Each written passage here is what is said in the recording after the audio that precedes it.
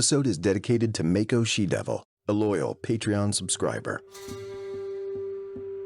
In the mid-19th century, a farmer dug into a strange mound at the former Viking settlement of Mammon, discovering an extravagant Norse burial chamber. One of the rare findings from the mound was a well-preserved axe head with etched designs featuring a crossover of Christian and pagan motifs.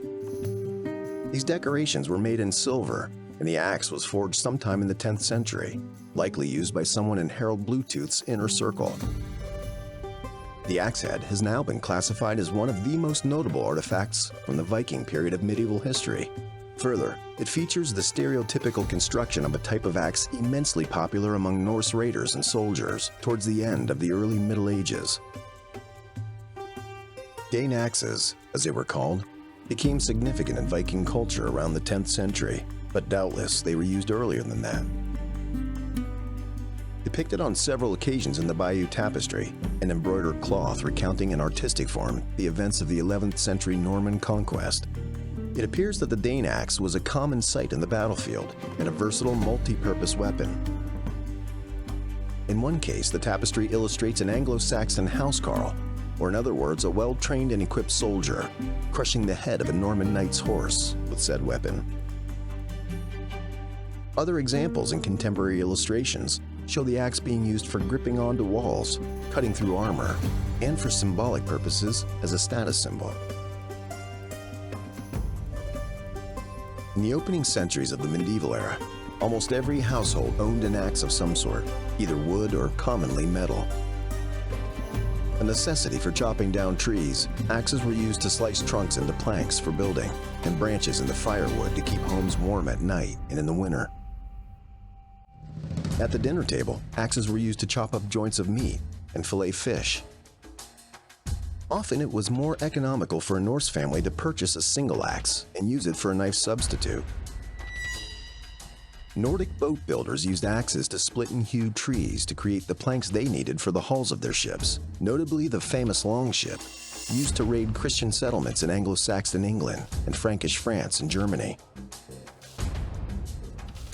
Axes were one of the cheaper tools and weapons to purchase.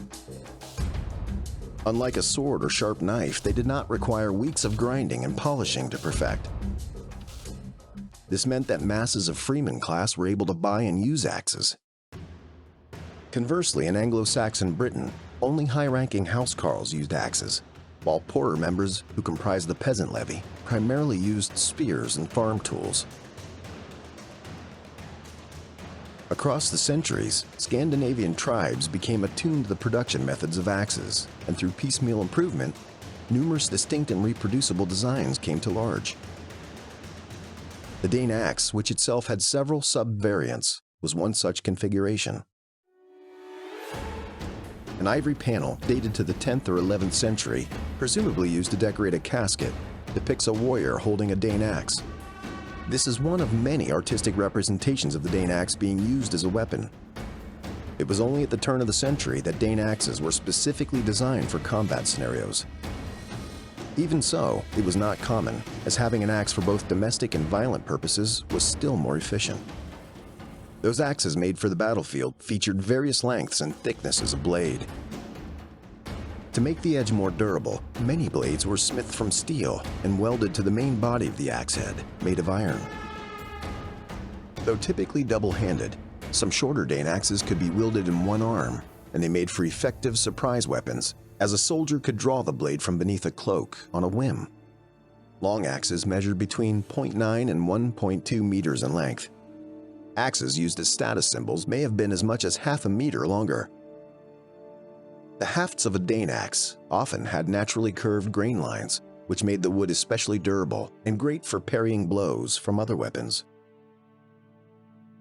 Dane axes typically had a wedge-shaped cross-section, and some were made from a single piece of metal, hammered out with a drift-punched hole to attach the axe head to the haft.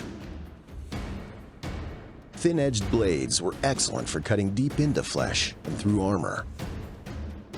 And unearthed axe heads featuring this construction indicate their use as weapons. The advantages are also twofold. Not only is it great for cutting deep and through hard armor, like toughened leather, but it also makes the axe lighter and hence easier to wield, and perhaps in some rare cases, to throw. There's very little apparent evidence for the use of axes as throwing weapons, but one type of axe called the Francisca was used in the opening of the early Middle Ages as a chucking weapon.